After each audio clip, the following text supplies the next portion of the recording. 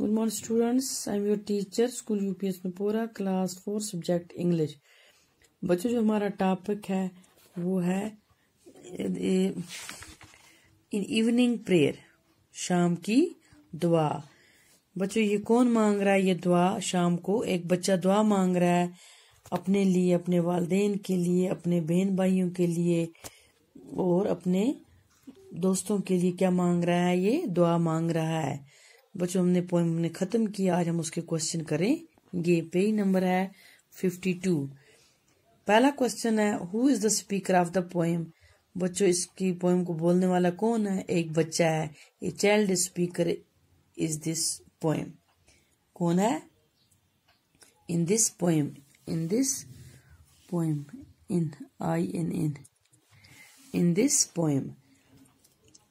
What does the speaker of the poem want to pay his father?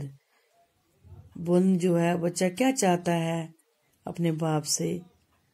He wants to pay his father reverence. क्या चाहता है? उनकी सलामती चाहता है। क्या चाहता है? उनकी इज्जत चाहता है।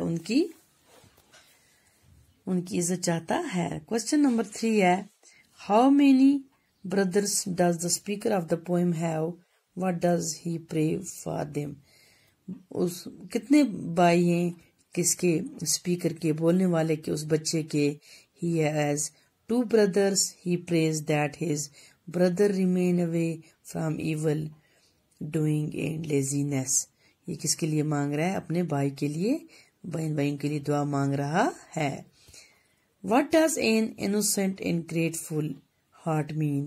Innocent and grateful heart का क्या मतलब है? It means a heart that has in it no evil thought and is thankful all the good things of life.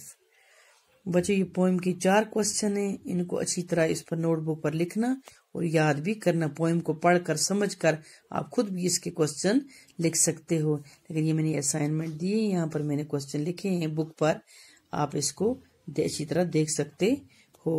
इंशाअल्लाह कल हम इससे आगे पढ़ेंगे। अल्लाह हाफिज।